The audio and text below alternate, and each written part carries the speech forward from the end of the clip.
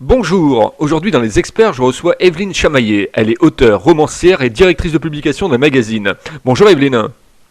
Bonjour Philippe, merci à toi de me recevoir. Alors Evelyne est sur Paris. Ton parcours Evelyne, peux-tu nous présenter un petit peu d'où tu viens? Bah écoute, je vais essayer de faire vite pour pas lasser nos auditeurs. Le parcours commence il y a une dizaine d'années avec quelques tournages anecdotiques.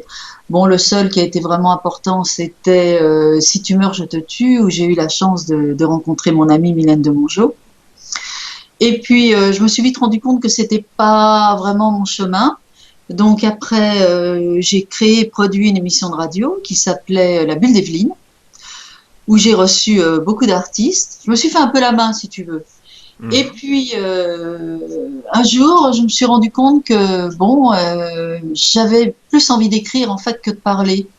Et que j'avais envie de conserver une trace de ce que je vivais avec mes artistes à travers ces interviews qui duraient quelquefois hors format 2 heures. Enfin, c'était complètement louvdingue. Et j'ai donc créé ce magazine dont tu parlais tout à l'heure, qui s'appelle Worldsveline, donc le monde d'Evelyne en anglais, et qui a la particularité d'être un magazine en ligne, édité à l'identique d'une version papier. D'accord.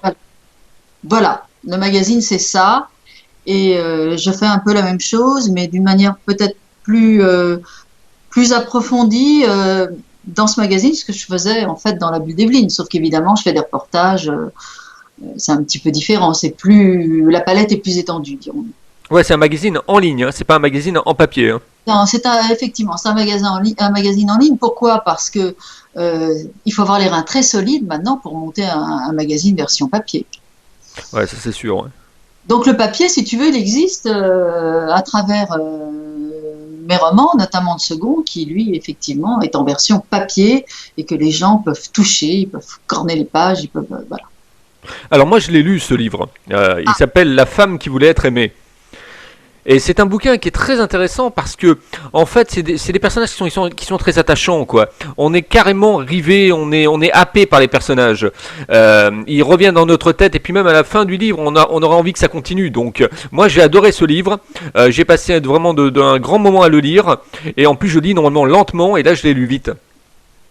Écoute, ça c'est formidable ce que tu me dis.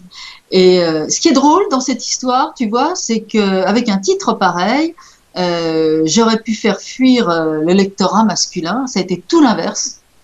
J'ai même un ami qui se reconnaîtra à l'écoute, qui est réalisateur de cinéma, et il m'a dit, je me suis dit que derrière un titre pareil, il pouvait y avoir que quelque chose. Et donc voilà, et j'ai un lectorat masculin qui est assez important. Ça a été la surprise, tu vois. Ouais, mais c'est pas trop étonnant parce que l'homme, effectivement, se demande un petit peu où est sa place. Donc, dans ce livre, les personnages nous rappellent à l'ordre. Oui, tu trouves? C'est ce que tu as ressenti? C'est ce que j'ai ressenti, moi, ouais. C'est ce que j'ai ressenti. Il y a une force quelque part dans les personnages qui fait que on se sent, on s'interroge en fait, on s'interroge et ça nous ramène, chaque personnage nous ramène un peu à nous-mêmes. Ah, c'est beau ce que tu me dis. Et effectivement, au départ, ça commence tout doucement, peut-être même d'une manière un peu superficielle, qui est totalement voulue, et ça monte crescendo, parce qu'en fait, les personnages se révèlent à eux-mêmes, d'une manière même inattendue par rapport à eux-mêmes. Ils ne savent pas, ils apprennent à se connaître, à se révéler, à Oui, savoir ce puis qu'ils sont vraiment et où ils veulent aller. il y a des rebondissements dans ce livre et ça, c'est tout à fait la caractéristique du roman, quoi. Oui, c'est des rebondissements qui sont venus au fur et à mesure de l'histoire. Et c'est un peu les personnages qui m'ont pris par la main et qui m'ont dit où ils voulaient aller et ce qu'ils voulaient devenir. Il y a des personnages sombres aussi. C'est pas une histoire à l'eau de rose, c'est pas une histoire de bisounours, c'est l'histoire un peu des choses de la vie. Et comment tu l'as écrit ce livre en fait? Tu l'as écrit le soir, tu l'as écrit le matin. Comment s'est Alors, passée l'écriture?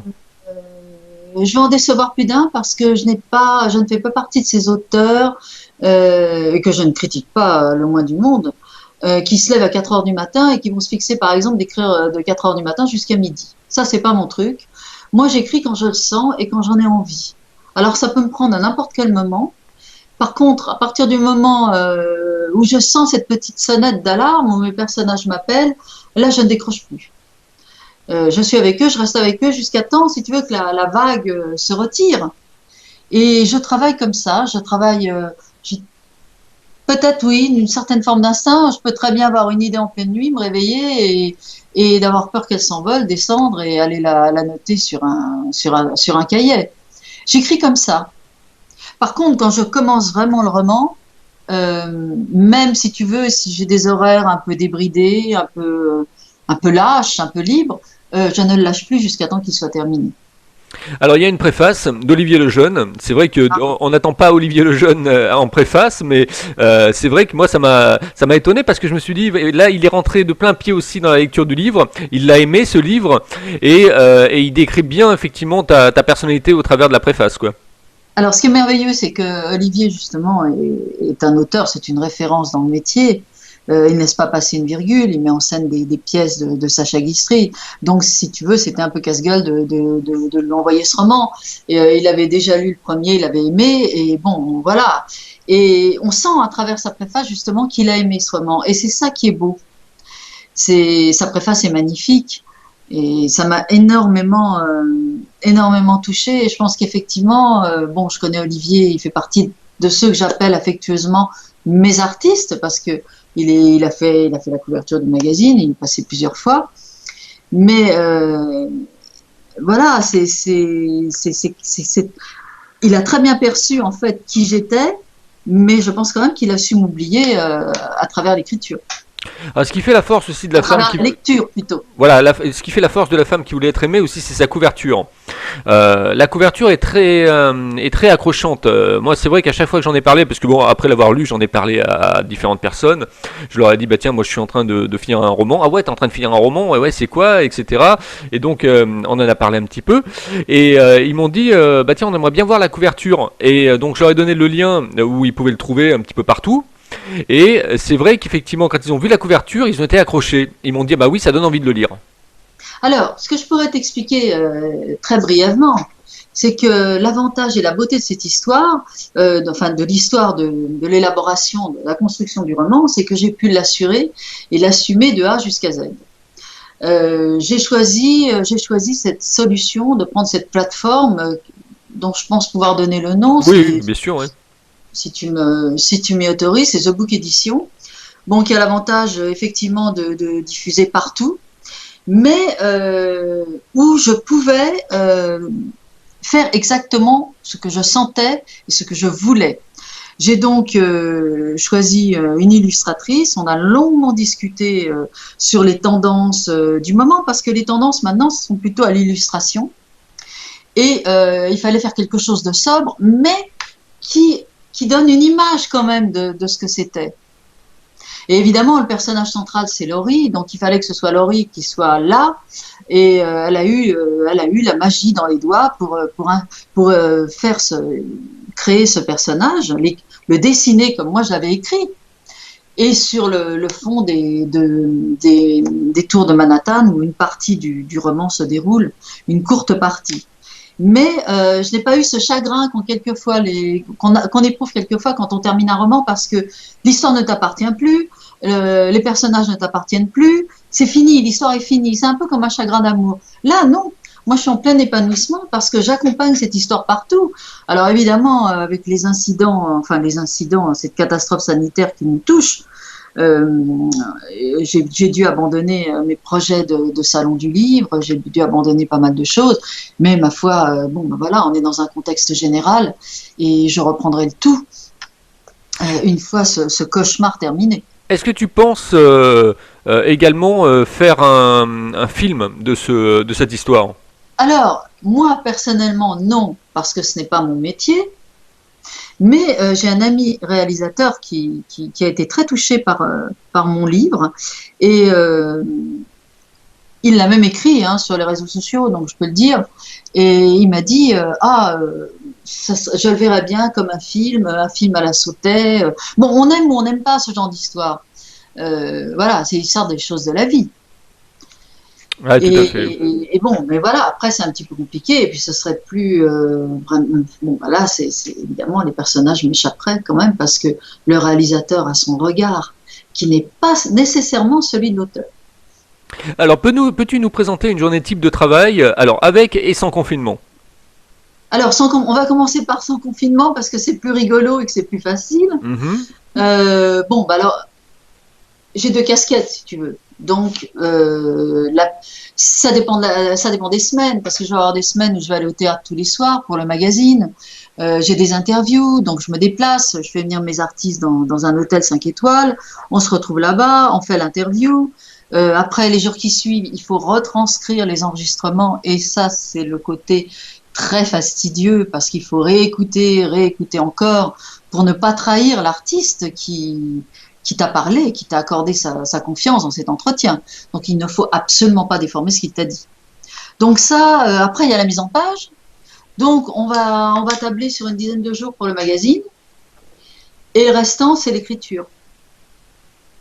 De la D'accord. manière que je t'ai décrite tout à l'heure, un peu plus avant. Et avec confinement? Alors écoute, avec confinement, bah écoute, ma foi, c'est un peu comme tout le monde. Bon, moi, je ne vais pas me plaindre. J'ai la chance d'être dans une maison, d'avoir une terrasse, d'avoir un jardin. Donc, c'est évidemment beaucoup moins difficile pour moi que ceux qui sont confinés dans un appartement. Par contre, je respecte ce confinement à la lettre. Je me fais livrer, je sors plus. Le danger est dehors. Et quand on a une envie chevronnée de vivre et de revoir les siens, moi, j'ai qu'une idée en ce moment, c'est de pouvoir serrer mon fils dans mes bras qui habite à 100 kilomètres de là. Évidemment, ce n'est pas possible. Donc, la journée, bah, c'est la journée type de tout le monde.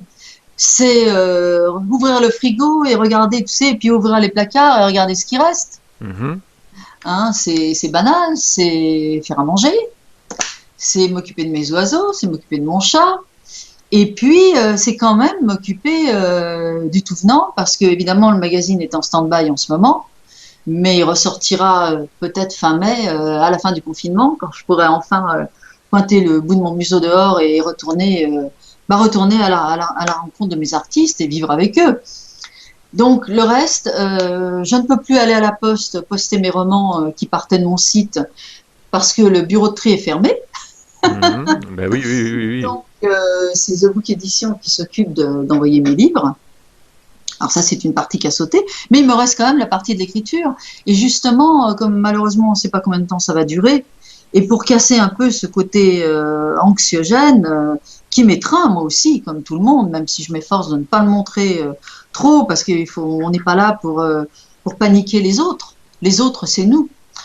Et donc, voilà, écrire, c'est aussi une manière de tromper l'angoisse. Et oui. Et donc, j'espère avoir fini ce roman pour le mois de septembre. Et voilà, pour l'instant, je suis en plein dedans. C'est une histoire d'ailleurs, du reste, totalement différente de la femme qui voulait être aimée. Alors, comment tu trouves ma radio et ma façon d'interviewer les gens? Bah, écoute, déjà, je te trouve très sympa. Merci. Mais ce que j'aime chez toi, c'est que, on en avait du reste un peu parlé lors de nos premiers échanges, c'est qu'on a une façon de travailler qui me semble être assez semblable. Mhm. C'est-à-dire que toi, comme moi, on va au vif du sujet. Tu as une manière très vivante et très virevoltante d'aborder les choses. Et puis tu vas au fond des choses tout de suite. Et donc voilà, moi ça me plaît. Je suis donc ravie évidemment, et je t'en remercie du reste de m'avoir accordé ces instants dans ta radio pour parler non pas de ma petite personne, mais de ce que je fais. Ouais, c'est important, les deux se rejoignent, hein. Comment tu te vois dans 5 ans par rapport effectivement à ton métier de romancière et à tes différentes casquettes, hein? Alors, tu sais, le parcours il est long. Ça fait 10 ans entre guillemets que je suis dans le showbiz, parce que j'étais dans le showbiz avant d'être dans l'écriture. Et j'ai emprunté beaucoup de chemins de traverse. Devenir un auteur connu, c'est d'abord il y a le facteur de chance, il y a un travail énorme, il faut que la chance soit au rendez-vous. Mais de toutes les façons, dans 5 ans, bah, j'espère bien que je serai encore derrière mon ordi à écrire. Parce que c'est quand même c'est ma priorité professionnelle et artistique par-dessus tout, qui prime sur tout. Donc voilà, dans 5 ans, je m'espère romancière. Maintenant, je n'en serai peut-être pas au niveau de Laurie dans mon bouquin, mais je serai là, ou du moins mes personnages sont là. Et comment tu vois Internet effectivement évoluer dans 5 ans?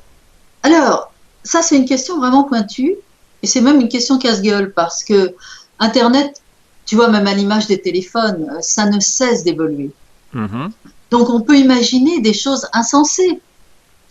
Et je pense qu'il y aura une évolution telle que le matériel dont on se sert aujourd'hui sera complètement obsolète. Parce que quand on voit déjà comment ça a évolué en 10 ans, c'est quelque chose. Donc, il se passe un phénomène en ce moment. C'est que, évidemment, avec ce qui se passe, on est quand même obligé d'y faire référence.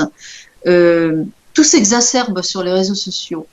Les antipathies comme les empathies, et Dieu merci, les empathies sont plus fortes.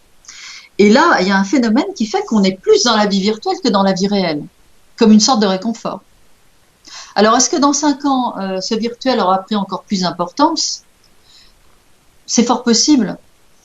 De quelle manière technique ça pourra se produire? Ça, bon, t'en sais peut-être plus que moi à ce niveau-là. Oh, je pense qu'on sera dans l'ultra connecté, quoi. Oui, alors il faut pas non plus que bon en ce moment c'est utile, il faut être dans le virtuel parce qu'on en a besoin. C'est comme une chaîne si tu veux d'humains qui se tiennent la main à travers un écran, mais il faut quand même garder il faut garder un pied dans la réalité parce que c'est dans la réalité que nous vivons. Il Est-ce faut que, pas non plus qu'on se laisse bouffer et avaler. est-ce que tu as des habitudes d'écriture, par exemple? Est-ce que tu as des petites manies? Chaque écrivain a des manies. Alors, tu parlais du chat tout à l'heure, et on retrouve beaucoup le chat chez les écrivains. Ah ben, Et il alors y en a qui mettent une couverture sur leurs genoux parce qu'effectivement ils ont froid quand ils écrivent. Est-ce que tu as ce genre d'habitude? oui, j'ai des trucs. Bon, déjà, j'ai mon bureau qui est un peu bordélique, qui donne sur la baie vitrée, qui donne sur la terrasse, parce que moi j'ai besoin de voir le ciel, j'ai besoin de voir la nature. Et la caractéristique que j'ai, c'est que si j'écris à la main, j'écris trop vite, et j'écris tellement vite que je peux pas me relire. Donc j'ai pris dès le départ cette habitude d'écrire sur le clavier. Alors ce qui se passe, c'est que souvent, mon chat, qui était entre parenthèses un félin que j'ai sauvé de la rue, qui a vécu 5 ans dans la rue. Je l'ai sauvé, j'ai mis 7 mois à l'apprivoiser. C'est un magnifique sacré de Birmanie. Bah oui, ça arrive, les chats de race abandonnés, qui n'étaient ni tatoués, ni vaccinés, ni. Bon, bref, je l'ai adopté. Et ce chat me voue un attachement absolument inconditionnel. Et il n'est pas rare qu'il vienne se coucher sur le clavier. Ah oui. Donc il touche les touches. Voilà. Alors là, je me suis enfermée pour pas qu'il vienne. Alors une autre habitude plus terre à terre. Je suis une frileuse et j'ai le radiateur pas loin du bureau. Ça, D'accord. voilà. Une tasse de thé, souvent une bouilloire de thé sur la table. Et tu sais, quand je suis partie à écrire, je suis dans un monde parallèle. Donc c'est comme j'ai du mal même des fois à en sortir. Même si je vais à un dîner où je m'embête un peu, je suis avec mes personnages, je suis pas là. Je réponds bien sûr, mais quand tu rentres dedans, tu rentres dans un monde parallèle. C'est une autre dimension, quoi. C'est une autre dimension parce que pendant 8 ou 9 mois, le temps de faire un enfant, le temps de faire un roman, tu es immergé dans une histoire. Et d'ailleurs, c'est extraordinaire parce que l'écriture sauve de tout. C'est une chance d'écrire finalement. Ça t'emmène vraiment ailleurs. Tu t'évades. Tu t'évades avec eux. Alors tu t'évades des fois dans des scènes qui sont plus ou moins drôles, hein, parce qu'il y a quand même un petit peu de tragique dans mon roman. Mhm.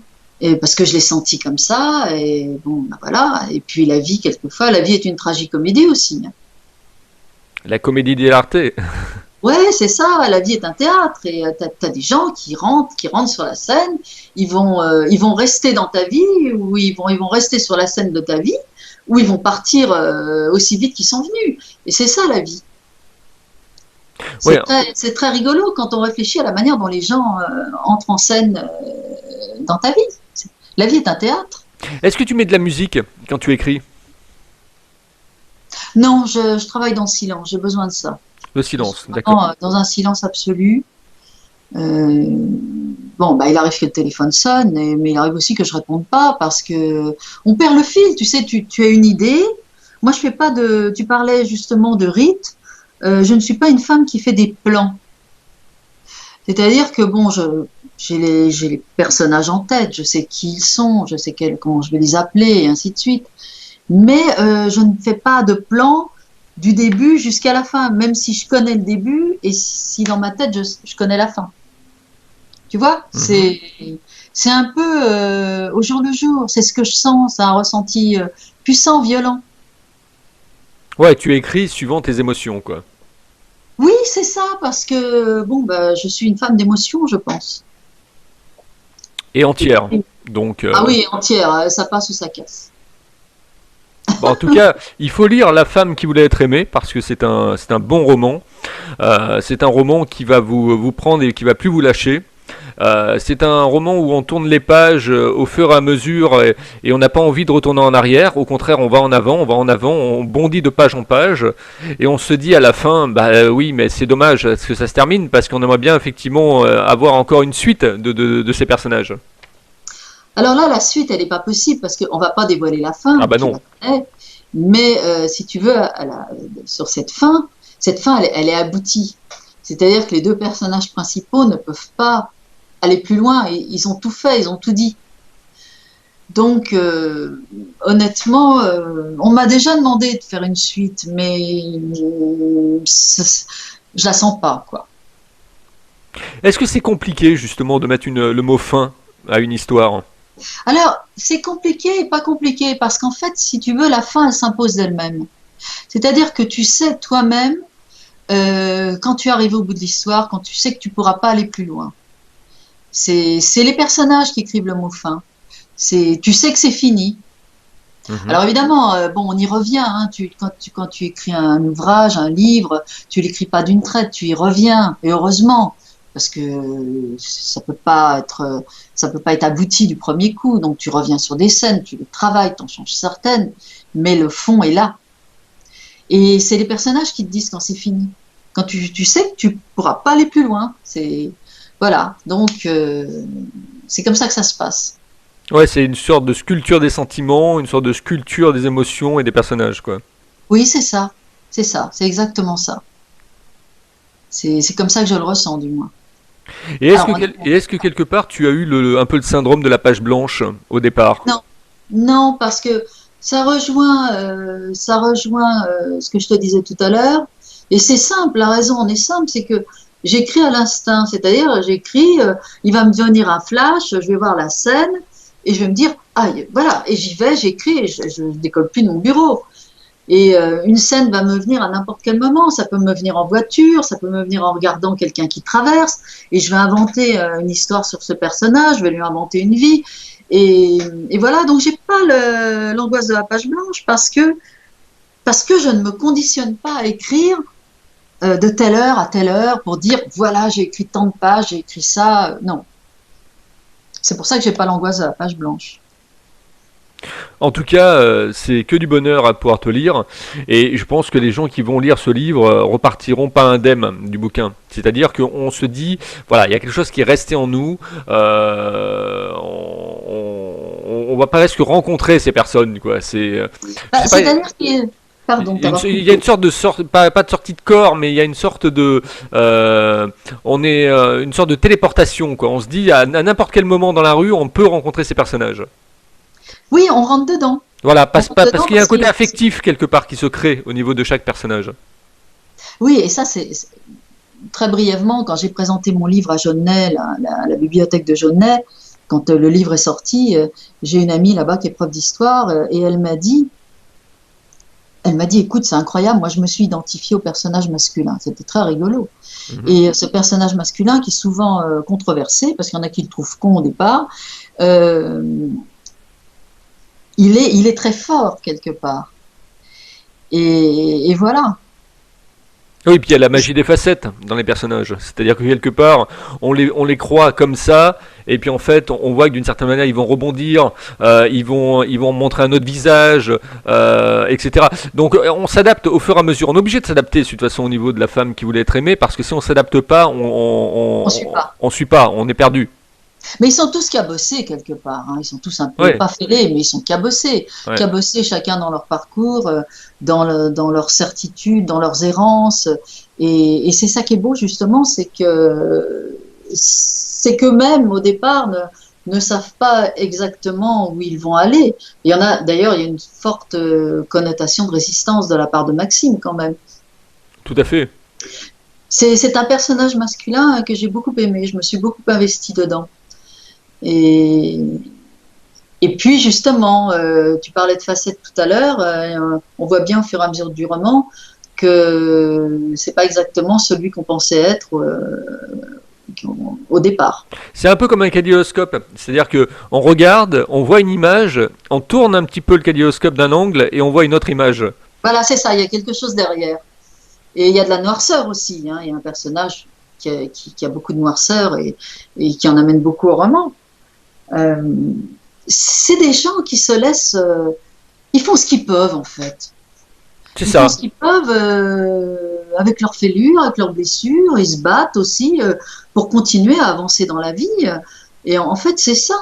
L'histoire du roman, c'est ça. C'est les choses de la vie. Et la magie de ce livre, je pense que c'est cette facilité à lire, justement. À aucun moment on a des longueurs, à aucun moment on a envie de s'arrêter parce qu'on se dit c'est long, on piche pas, etc. On n'arrive pas à rentrer dedans. Parce que moi, les livres, par exemple, c'est vrai que des fois on n'arrive pas à rentrer dans un livre, on n'arrive pas à pénétrer dans l'histoire. Et il faut y revenir plusieurs fois, il faut s'y mettre plusieurs fois pour arriver à être dedans, à trouver l'ancrage. Tandis que là, Alors, avec la femme qui voulait être aimée, on l'a tout de suite, l'ancrage.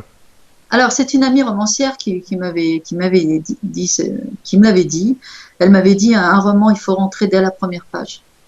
Parce que si tu rentres pas dedans dès la première page, c'est foutu. Donc voilà, et puis tu sais, tu as des maisons d'édition ou même des journalistes. Moi, quand je reçois des livres, puisque je fais des critiques littéraires dans mon magazine, par honnêteté intellectuelle vis-à-vis de mes auteurs, puisque je travaille avec beaucoup d'auteurs, je lis le livre de la première page jusqu'à la dernière. Je prends le temps de le faire. Mais tu as beaucoup de gens dans le métier qui lisent en diagonale, c'est-à-dire qu'ils vont lire la première page, le milieu et la fin. Ouais, Et en fait, ils vont voir la voir, quatrième de couve aussi, ouais. voilà, ils vont voir ce qu'ils peuvent en tirer ou pas, mais évidemment, ils connaissent pas l'histoire, ils connaissent pas les personnages, ils connaissent pas l'essence de l'histoire. On peut pas parler de ce qu'on connaît pas. C'est clair, c'est clair. Ou alors on va broder et puis à partir de ce moment-là, on sera pas de plein pied dans l'histoire, quoi. Tu seras pas de plein pied dans l'histoire, et puis tu vas trahir l'auteur quelque part, puisque tu n'as pas lu l'histoire. Donc, on peut pas se baser sur une première page, surtout dans La femme qui voulait être aimée. Ça part tout de suite ça part dans toutes les directions à un moment donné. Ça part dans toutes les directions et puis il y a des flashbacks. C'est ça qui est bien. C'est-à-dire que il y a des moments de temps qui sont ramenés à un autre temps. Bah, de toute façon, c'est une femme qui a une histoire, puisque bon, elle a pas toujours été romancière. L'histoire commence justement avec son troisième roman, mais on sent bien que c'est une femme qui a eu un autre parcours. Bon, il y a quelque chose derrière. Voilà, c'est. En tout cas, c'est un bon livre. C'est un très bon livre. Il faut le lire pour s'en rendre compte par soi-même. C'était Evelyne Chamaillé qui était dans les experts aujourd'hui, auteure, romancière, directrice de publication de magazines en ligne. Evelyne, il nous reste 30 secondes, je te les laisse, c'est pour conclure l'interview. Juste avant, si vous voulez être interviewé aussi, eh bien vous me contactez sur contact@libre-antenne.fr, contact@libre-antenne.fr. Si vous écoutez ce podcast et que vous avez pris en cours, vous cherchez peut-être le site internet de base, le bateau amiral comme on dit, c'est le www.libre-antenne.fr. Notez bien sur vos tablettes, www.libre-antenne.fr. C'est à toi Evelyne, t'as 30 secondes. 30 secondes pour te dire merci de m'avoir embarqué dans ton paquebot, et puis aussi de dire aux lecteurs que j'espère qu'on leur aura communiqué, donné l'envie d'aimer La femme qui voulait être aimée.